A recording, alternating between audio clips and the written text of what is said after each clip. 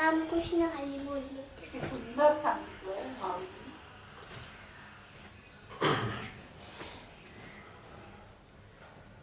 चला करा सुरुवात. आर्यन. वक्रतुंड महाकाय सूर्यकोटी समप्रभ निर्विघ्नं कुरु मे देवो सर्वकार्येषु सर्वदा. पुंडलीकवरदारी विठ्ठल श्री ज्ञानदेव तुकाराम पंढरीनाथ भगवान की जय. माऊली ज्ञानेश्वर महाराज की जय. जगद्गुरु संत तुकाराम महाराज की जय. सब संतन की जय.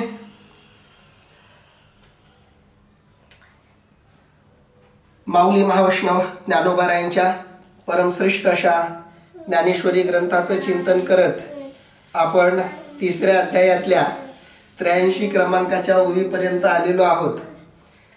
आज आपण पुढील ओव्यांचं चिंतन करणार आहोत, ज्यामध्ये 83 क्रमांकाच्या ओवीचंही आपण चिंतन करणार आहोत, ज्यामध्ये भगवान श्रीकृष्ण परमात्मा अर्जुनाला ईश्वरासाठी कर्म करणारा जो कर्माधिकारी आहे तो आपलं कर्म जे काही वाट्याला आलेलं आहे ते करतो, परंतु त्याच्याबद्दलची कोणतीही आसक्ती ठेवत नाही आणि सर्व कर्म ईश्वराच्या प्रसन्नतेकरता करतो. त्याचं वर्णन माऊली करतायत. पुढं माऊली म्हणतायत, म्हणून स्वधर्मानुष्ठान ते अखंड यज्ञ याजन जो करी तया बंधन काहीच न घडे. अर्थात माऊली म्हणतायत म्हणून स्वधर्माचरण हेच नित्य यजन याजन होय. याप्रमाणे जो करतो त्याला कर्मबंधन कधीच प्राप्त होत नाही. हा आता सगळे ऐकतात तसं तू पण ऐकायचं. ओके, सोबत बोलायचं नाही, आता ऐकायचं. नाहीये सर, आर्यन दिसत नाहीये. दिसतोय ना? आत्ता दिसला. कारण मला लिहायचं ना फेसबुकवर. ठीक आहे. पुढे माऊली म्हणतायत, म्हणून स्वधर्मानुष्ठान ते अखंड यज्ञ याजन. स्वधर्माचं अनुष्ठान म्हणजे अखंडपणे केलेला यज्ञ आहे असं माऊली इथं म्हणतायत. कारण यज्ञाचे अनेक प्रकार शास्त्रानं सांगितलेले आहेत. त्यामध्ये जो कर्मयज्ञ आहे त्या कर्मयज्ञाचं इथं माऊलींनी वर्णन केलेलं आहे. जो निष्काम भावनेनं कर्म करतो, निष्ठेनं कर्म करतो, तो कर्मबंधनातून मुक्त होतो असं माऊली सांगतायत. बघा, कर्म, कर्ता आणि कर्म करण्यामागची भूमिका ही त्रिपुटी आपल्याला नीट समजून घ्यायची आहे. यामध्ये बांधणारं कोण आहे हे थोडंसं नीट समजून घ्यावं लागेल. एक आहे कर्म करणारा कर्ता, दुसरी आहे कर्माची प्रक्रिया आणि तिसरं आहे कर्म. याच्यामध्ये बंधनाला कारण कोण? जर कर्म बंधनाला कारण आहे असं म्हणावं तर तेच कर्म मोक्षालाही कारण होतं. बंधनातून बाहेर पडण्यासाठी सुद्धा कर्मच सहाय्यक होतं. या प्रकारचं वास्तव आपल्याला अनेकदा बघायला मिळतं. म्हणून कर्म बंधनाला कारण ठरतं असं म्हणणं चुकीचं आहे. कारण कर्म जर बंधनाला कारण ठरलं असतं तर तेच कर्म मोक्षाला कारण ठरलं नसतं. म्हणजे कर्म बंधनाला कारण आहे असं म्हणणं हे मात्र पूर्णपणे चुकीचं आहे. मग कर्म करण्याची प्रक्रिया बंधनाला कारण आहे का? तर कर्म करण्याची प्रक्रिया ही बंधनाला किंवा पाप पुण्याला कारणीभूत ठरत नाही. कारण कर्माची प्रक्रिया म्हणजे ज्याला आपण कर्म म्हणू ती अनेक जणांकडून पार पाडली जाते. अनेक जणांकडून पार पाडली जाणारी ती प्रक्रिया ही कधीही पाप किंवा पुण्याला कारणीभूत ठरत नाही. मग तिसरा जो घटक राहिला तो म्हणजे मी. कर्म करणारा जो आहे तो बंधनाला किंवा पुण्याला किंवा मोक्षाला कारण आहे का, या गोष्टीचं थोडंसं चिंतन करण्याची आवश्यकता आहे. थोडंसं सूक्ष्मपणे या त्रिपुटीचा, या 3 तत्वांचा विचार करू. कालही आपण बघितलं की कर्म हे निष्क्रिय आहे, कर्म हे निर्जीव आहे. कर्मामध्ये कोणत्याही प्रकारची ताकद नाहीये पाप किंवा पुण्य देण्याची. त्यामुळं कर्माला दोष देता येणार नाही. एकच कर्म एखाद्याच्या पापाला कारण ठरतं आणि तेच कर्म एखाद्याच्या पुण्यालाही कारण ठरतं. एखादा वरून वरून वाटणारं सत्कार्य करतोय, सत्कर्म करतोय, किंवा असं समजू आपण की 2 जण नामस्मरण करतायत, पण एकाचं नामस्मरण हे लोकांना भुलवण्याकरता आहे, लोकांना फसवण्याकरता आहे. मी नामधारक आहे असा लोकांमध्ये विश्वास निर्माण करायचा, आणि लोकांमध्ये एकदा आपण नामधारक आहोत असा विश्वास निर्माण झाला की त्याच विश्वासाचा गैरफायदा घेऊन त्यांना फसवायचं. अशी इच्छा बाळगणाराही माणूस नामस्मरण करू शकतो. म्हणून नामस्मरण करण्याची प्रक्रिया दोघांकडून होत असली तरी एकाचं नामस्मरण हे पापाला कारण आहे आणि एकाचं नामस्मरण मोक्षाला कारण आहे. म्हणजे नामस्मरणाची क्रिया फळ देत नाही, नामस्मरण करण्यामागची जी भूमिका आहे, भावना आहे, ती तुम्हाला फळ देत असते. ती भावना म्हणजे काय तर अहम, मी करतो, ही भावना पाप किंवा पुण्य देत असते, त्याचं फळ देत असते. तुम्ही नामस्मरण करताय, पण ज्यांचा मी संपलाय असा मी संपलेला महात्मा नामस्मरण करत असेल तर त्याला नामस्मरणापासून आनंद मिळतो, पण त्याला नामस्मरणाचं पुण्य मिळत नाही. आणि नामस्मरणापासून निर्माण होणारे काही भावनिक दोष असतील तर तेही दोष त्याला बाधत नाहीत. फक्त नामस्मरणाचा आनंद तो घेत असतो, उपासनेचा फक्त तो आनंद घेत असतो, कारण त्याचा मी पूर्णपणे संपलेला असतो. कारण कर्माचं बंधन किंवा कर्मापासून मोक्ष या दोन्ही गोष्टी कर्म करणाऱ्याच्या भावनेवर अवलंबून आहेत. म्हणून भगवंत जे सांगतायत ते नीट समजून घेण्यासाठी ही त्रिसूत्री आपल्याला समजून घ्यायची आहे.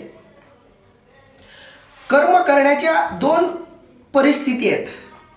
एक,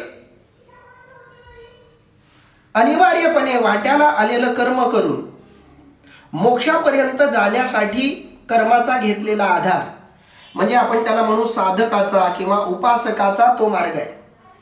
आपण फक्त साधनेच्या क्षेत्रातल्या लोकांचा कर्म करण्याचा प्रकार अभ्यासतोय, बाकी सर्वसामान्यांच्या कर्माचा आपण इथं विचार करत नाही आहोत.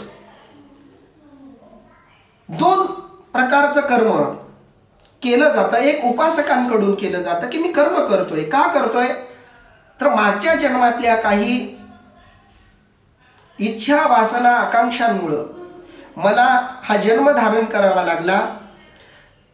हा जन्म जेव्हा मला मिळाला तेव्हा या जन्मासोबतच मला काही कर्तव्य कर्म करण्याची परवानगी मिळाली. ती कर्तव्य कर्म मी केली पाहिजेत या भूमिकेतून तो कर्तव्य कर्म करतो. पण ही कर्तव्य कर्म करत असताना कोणत्याही प्रकारे कर्म मला बाधा निर्माण करणार नाही, कर्म नव्या जन्माला कारण ठरणार नाही, कर्म पाप किंवा पुण्याला कारण ठरणार नाही, या गोष्टीची काळजी घेत घेत कर्म करणारा ह्याला आपण उपासकाचं कर्म असं म्हणू, ज्याला माऊलींनी तर यज्ञ असं म्हटलंय. कारण यज्ञ म्हटलं की पाप पुण्यात्मकता आली, यज्ञ म्हटलं की फलासक्ती आली. म्हणून कर्म हे यज्ञ कुणासाठी आहे तर ज्याचं कर्म मागच्या जन्मामध्ये केलेल्या पाप पुण्यात्मक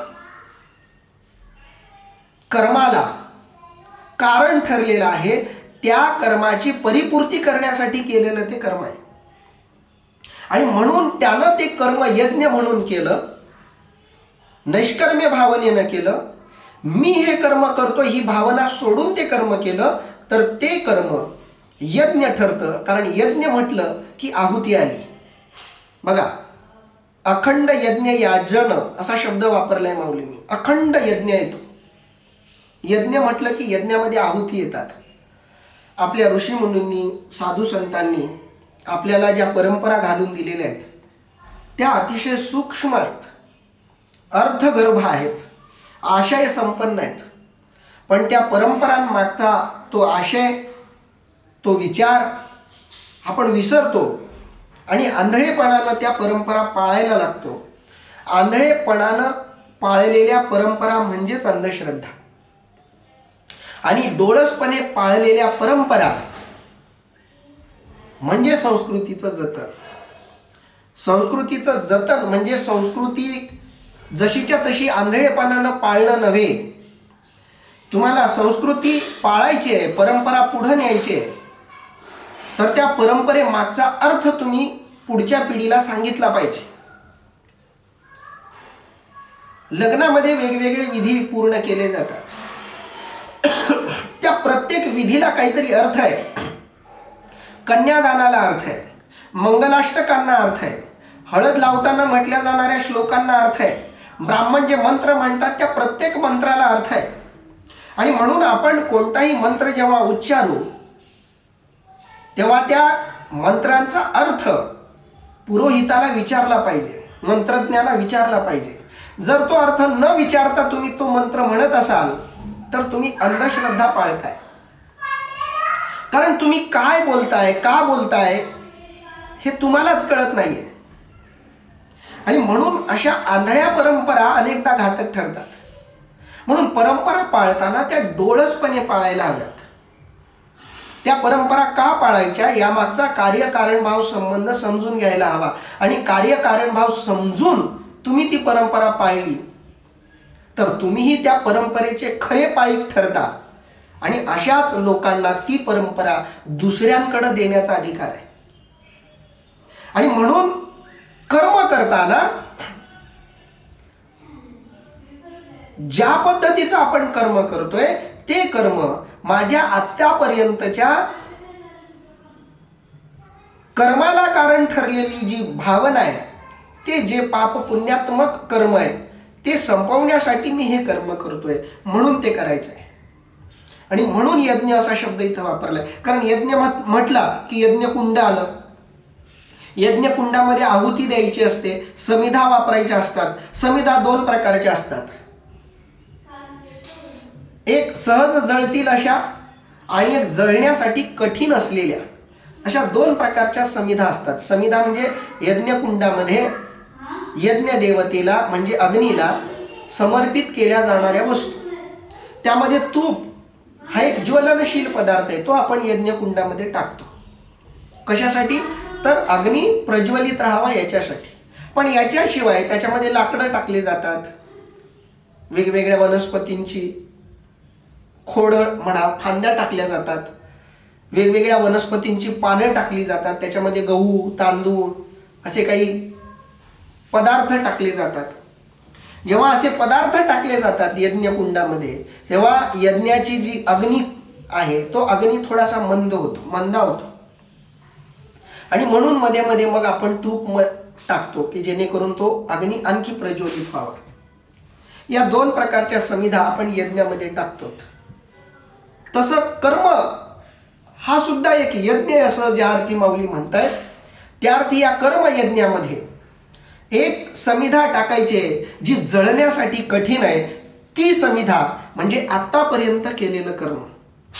आत्तापर्यंत नैष्कर्म्य कर्म करायला जेव्हापासून सुरुवात केली त्याच्या आधीचं कर्म. कारण नैष्कर्म्य कर्म ही यज्ञाची सुरुवात आहे.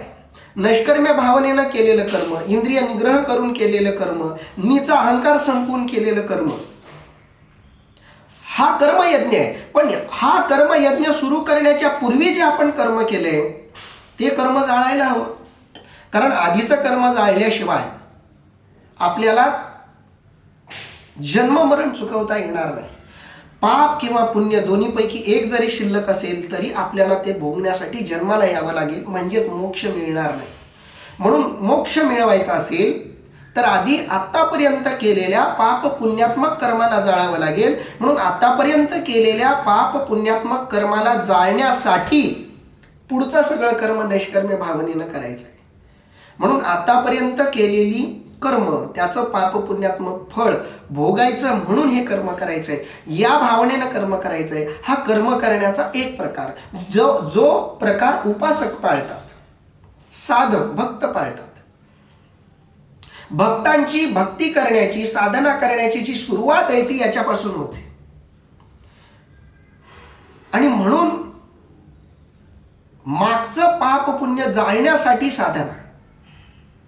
आणि मग ते करत करत ते अखंड यज्ञ याजन सुरू झालं की दुसऱ्या प्रकारचं एक कर्म होतं. एक अवस्था अशी येते की त्या अवस्थेमध्ये आत्तापर्यंत केलेलं सगळं पाप पुण्यात्मक कर्म जळून जातं. आणि असं पाप पुण्यात्मक कर्म जळाल्यानंतरही कर्म करायचंय. कारण यज्ञाची वेळ असते. त्या यज्ञाची वेळ पूर्ण होईपर्यंत मंत्रोच्चार चालू ठेवावे लागतात. मध्येच यज्ञ थांबवता येत नाही. यज्ञाचा एक कालावधी असतो. त्या कालावधीपर्यंत मंत्र चालू असतात, यज्ञाची प्रक्रिया चालू असते. मध्येच यज्ञ थांबवता येत नाही. आणि जेव्हा निष्काम भावनेनं कर्म सुरू होतं तेव्हा त्या क्षणापासून आतापर्यंत केलेल्या पाप पुण्यात्मक कर्माची आहुती सुरू होते. ते पाप पुण्यात्मक जे कर्म आहे ते जळायला सुरू होतं, ते संपायला सुरुवात होते. आणि मग हे कर्म करत करत मागचं सगळं कर्म जळालं, संपलं. मग कर्म थांबवायचं का? की आतापर्यंत मी जे काही पाप पुण्यात्मक कर्म केले ते पाप पुण्यात्मक कर्म निष्काम भावनेनं केलेल्या कर्मामुळे जळाले. मग आता पुढे काय? इथून दुसऱ्या प्रकारच्या कर्माची सुरुवात होते. असं कर्म जे संत करतात, असं कर्म जे अवतारी पुरुष करतात. संतांचं जे कर्म असतं ते जन्मापासूनच नैष्कर्म्यतेपासून सुरू होतं. भगवंताचं जे कर्म असतं ते नैष्कर्म्य भावनेपासूनच सुरू होतं. म्हणून तर त्यांना आपण अवतार म्हणतो. म्हणून अवताराची एक सोपी साधी व्याख्या अशी की ज्याची जन्मापासूनच नैष्कर्म्य अशी अवस्था प्राप्त झालेली आहे, ज्याचा मी संपलेला आहे, जो आत्मरूपावर स्थित आहे, जो परमात्म स्वरूप आहे, जो आत्मस्वरूप आहे, जो ब्रह्मस्वरूप आहे, अशाचं कर्म, अशाचं जीवन म्हणजे अवतार. मग ते संत असतील किंवा भगवंत असतील. आणि असं अवतार आणि संत यांच्या संदर्भात घडतं. पण काही साधकांचा जन्म असा असतो की त्यांचा थोडा बहुत कालावधी जन्मातला मागच्या जन्मातल्या कर्तव्य कर्मांना जाळण्यासाठी त्यांच्या जीवनाचा काही भाग संपतो. आणि मग उरलेला काही भाग तो मात्र जगाला कर्माचा आदर्श निर्माण व्हावा याच्याकरता ते कर्म आहे. या कर्माचा पूर्वार्ध जो आहे तो स्वतःसाठी आहे. आतापर्यंत केलेल्या पाप पुण्यात्मक कर्माला जाळण्यासाठी केलेलं ते कर्म आहे. पण ते सगळं जळल्यावर जे कर्म आहे ते जगासाठी आहे. जगासमोर कर्माचा एक आदर्श निर्माण व्हावा याच्यासाठी ते कर्म आहे. जे कर्म संत आणि भगवंत करतात. संतांनी कर्म केली, भगवंतांनी कर्म केलं. अगदी मानवी जन्माच्या मर्यादेत नियमात राहून संतांनी आणि भगवंतानं कर्म केलं.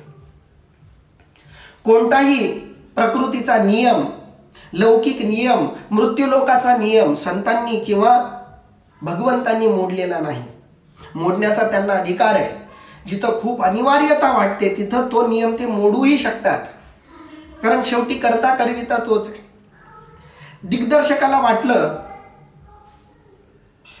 निर्मात्याला वाटलं, स्टोरी रायटरला वाटलं तर चित्रपटात किंवा नाटकात हवे तसे बदल करता येतात. आता दिग्दर्शक वेगळा, निर्माता वेगळा, पटकथाकार वेगळा, हे तिघ वेगवेगळे असले तर तिघांच्या संमतीनं तो बदल करावा लागतो. पण परमात्मा स्वतःच दिग्दर्शक आहे, पटकथाकार आहे, निर्माताही तोच आहे. म्हणून त्याला थोडंफार काही बदल करावासा वाटला, थोडे काही चमत्कार करावेसे वाटले, एखाद्या रोग्याचा रोग बरा करावासा वाटला, ते स्वातंत्र्य त्याला आहे. पण याचा अर्थ असा नाही की सगळे नियमच मोडून ताडून एक नवी स्क्रिप्ट तो लिहायला गेल, असं होणार नाही. थोडेफार बदल त्याच्यामध्ये केले जाते. तो अधिकार त्यांना आहे म्हणून. पण तेही जेव्हा कर्म करतात तेव्हा स्वतःसाठी ते नियम बदलत नाहीत, इतरांसाठी ते कधीतरी नियम बदलतात. हा संतांचा नियम आहे, हा अवतारी पुरुषांचा नियम आहे. भगवंताने किंवा संताने इतरांना जिवंत केल्याच्या अनेक कथा तुम्ही ऐकल्या असतील. कोणत्याही संतांचं उदाहरण घ्या, त्या संतांनी कुण्यातरी मेलेल्या माणसाला जिवंत केले. अगदी ज्ञानोबारायांपासून, साईबाबांपासून, तुकोबाराय, एकनाथ महाराज, सगळ्या संतांच्या जीवनात अशा कथा सापडतील आपल्याला की मेलेल्यांना त्यांनी जिवंत केले. पण स्वतः मात्र त्यांनी अमरत्व स्वीकारलेलं नाही, स्वतःसाठी कधी अमरपण त्यांनी मागितलेलं नाही. म्हणजे त्यांचंही जे कर्म आहे ते मी रहित कर्म आहे, पण तरी ते कर्म करतात. कशासाठी? जगाला नियम पडावेत याच्यासाठी. आता माऊली ज्या कर्माचं वर्णन करतायत ते कर्म पहिल्या टप्प्यातलं कर्म आहे, कर्मबंधनातून मुक्त होण्यासाठी केलं गेलेलं कर्म आहे. त्या कर्मासाठी माऊलींनी शब्द वापरलाय ते अखंड यज्ञ याजन. निष्कर्म्य भावनेनं स्वधर्माचं अनुष्ठान करणं म्हणजे अखंड यज्ञ याजन करणं.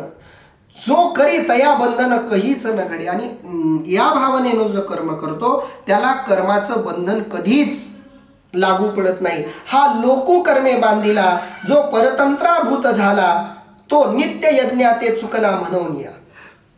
अर्थात हे लोक कर्मबंधाला प्राप्त होऊन परतंत्र झाले आहेत, त्याचे कारण एकच की ते विहित नित्य कर्माला चुकले म्हणून. कर्माच्या बंधनात कोण अडकतं त्याचं वर्णन माऊली करतायत. हा लोकू कर्मे बांधिला, हा जो मृत्यू लोक आहे हा कर्मानं बांधला गेलेला आहे. इथला नियम आहे, इथं जो जन्माला येतो त्याला कर्म करावंच लागतं. मग तो अवतारी पुरुष असेल, संत असतील किंवा सामान्य जीव असतील. जो या कर्मामध्ये, या लोकामध्ये आला, मृत्यू लोकामध्ये आला, या मृत्यू लोकालाच कर्मलोक असंही म्हणतात. कारण इथं केलेलं कर्म अनिवार्य आहे. इथं कर्म केल्याशिवाय पर्याय नाही. इथं जन्माला आलेला प्रत्येक जण कर्मानं बांधलेला आहे. म्हणून हा लोकू कर्मे बांधिला, हा लोकच, इह लोकच कर्मानं बांधला गेलेला आहे. आणि लोकच कर्माला बांधला गेलेला असल्यामुळं या लोकामध्ये, मृत्यू लोकामध्ये जन्माला आलेला प्रत्येक जीव कर्मानं बांधला गेलेला आहे. त्याला कर्म केल्याशिवाय पर्याय नाही. जो परतंत्राभूत झाला तो या लोकामध्ये जन्माला आला म्हणजे आपोआपच परतंत्राभूत झाला, म्हणजेच परतंत्र झाला. कर्म न करण्याचं त्याला स्वातंत्र्य नाही. ठरवूनही तो नैष्कर्म्य होऊ शकत नाही. मी कर्म करणारा नाही असं तो म्हणू शकत नाही, कारण या लोकात आला की त्याला कर्म करावंच लागेल. म्हणून देवही इथं आले जन्माला, त्यांनीही कर्म केली. या मृत्यू लोकातले नियम त्यांनीही स्वीकारले, कारण जो या लोकात जन्माला आला तो या लोकातल्या नियमानं बांधला गेला. जो बसमध्ये बसला त्याचा प्रवास सुरू झाला, तो बसून असला तरी त्याचा प्रवास सुरू आहे. बसची गती त्याला मिळालेली आहे. बस थांबली की त्याला थांबावं लागणार आहे, बस पळाली की त्याला पळावं लागणार आहे. तसं जो या लोकात जन्माला आला तो कर्मानं बांधला गेला आणि परतंत्रही झाला. बसमध्ये बसल्यावर तुम्ही पळालात तरी बसच्या बाहेर नाही जाऊ शकत. बसपेक्षा अधिकचा स्पीड तुम्ही नाही पकडू शकत, कारण तिथं तुम्ही परतंत्र झालेला आहात. तुमच्या गतीला त्या गाडीच्या गतीच्या मर्यादा आलेल्या आहेत. तसं अवतारी पुरुष जरी इह लोकात जन्माला आले की या लोकातल्या मर्यादा त्यांना पाळाव्या लागतात. प्रभू रामचंद्रजींना आपण मर्यादा पुरुषोत्तम का म्हणतो, तर त्यांनी त्या सगळ्या मर्यादा तंतोतंत पाळल्या म्हणून, कधीही त्या मर्यादाच्या बाहेर गेले नाहीत म्हणून. वनवासही आनंदानं स्वीकारला, आपल्या पत्नीचं हरण झालं तेही स्वीकारलं, पण कोणता चमत्कार करून सीतामातेला परत आणलं नाही. एक सामान्य पती पत्नीला मिळवण्यासाठी ज्या मार्गाने जातो त्याच मार्गाने जाऊन सीतामातेला मिळवलं. अलौकिक असं काही करण्याचा प्रयत्न केला नाही, म्हणून आपण त्यांना मर्यादा पुरुषोत्तम म्हणतो. सगळ्या मर्यादा पाळल्या म्हणून. जो परतंत्राभूत झाला तो नित्य यज्ञाते चुकला म्हणून या. त्यानं आधी नित्य यज्ञ केला नाही म्हणून तो चुकला. तो या जन्मामध्ये, सामान्य जीवांबद्दल माऊली बोलतायत, जो या कर्मामध्ये आला, परतंत्र झाला, त्या लोकांना मात्र तो नित्ययज्ञाला चुकला. नित्ययज्ञ म्हणजे स्वधर्माला चुकला. ज्या लोकांनी स्वधर्म यज्ञ केलेला नाही तीच लोक या जन्मामध्ये जन्माला येतात, मृत्यू लोकात येतात. बाकीच्यांना मृत्यू लोकात यायची गरज नाही. जे कर्मानं बांधलेत तेच इथं येतात. पुन्हा तेच मनुष्य जन्मात या किंवा कोणत्याही जन्मात, मनुष्य जन्मच नाही, तुम्ही एखाद्या प्राण्याच्या जन्मालाही गेलात तर तिथंही तुम्हाला कर्म करणं आलं. तिथं तुम्ही जे कर्म करतात त्याच्याहूनही तुमची काहीतरी भावना तयार होणार. त्या भावनेच्या अनुरूप तुम्हाला पुन्हा दुसरा जन्म मिळणार. जोपर्यंत तुम्ही पूर्ण कर्म जाळत नाही, पूर्ण नैष्कर्म्य अवस्था प्राप्त करत नाही, तोपर्यंत तुम्हाला इथं यायचंय. जसं जोपर्यंत पास होणार नाही तोपर्यंत तुम्हाला TC काढता येणार नाही, दुसऱ्या कॉलेजला ॲडमिशन घेता येणार नाही, वारंवार परीक्षा दिल्याशिवाय पर्याय नाही. वारंवार परीक्षा देत राहा, पण पास होईपर्यंत तुम्हाला या इयत्तेतून देव काढणार नाही. आणि म्हणून जन्माला आला तर निष्कर्म्य भावनेनं कर्म करा. निष्कर्म्य भावनेनं कर्म केलं नाही तर हे कर्म तुम्हाला बांधणार, बंधनात टाकणार. वारंवार तुम्हाला या लोकामध्ये यावं लागणार, मृत्यू लोकामध्ये यावं लागणार. आता याची विषयी पार्था तुझं सांगेन मी एक कथा, जय सृष्ट्यादी संस्था ब्रह्मेने केली. अर्थात अर्जुना, तुला याविषयी मी एक कथा सांगतो. ज्यावेळी ब्रह्मदेवाने सृष्टी रचना केली, इथं कर्म प्रत्येकानं का करायचं, प्रत्येक जीव कर्तव्य कर्मानं का बांधला गेलेला आहे, या जीवाची कर्तव्य कर्मानं बांधण्याची सुरुवात कुठून झाली त्याचं वर्णन इथं माऊली करणार आहेत, भगवंत करणार आहेत. त्याची सूचना इथं माऊलींनी दिली. आता एची विषयी पार्था, अर्जुना आता याच्या विषयीची तुझं सांगेन एक मी कथा. तुला आता या संदर्भातली एक गोष्ट तुला मी आता सांगणार आहे, जे सृष्ट्यादी संस्था ब्रह्मेने केली. आता ती कथा सुरू झाली बघा, पूर्वार्धातच.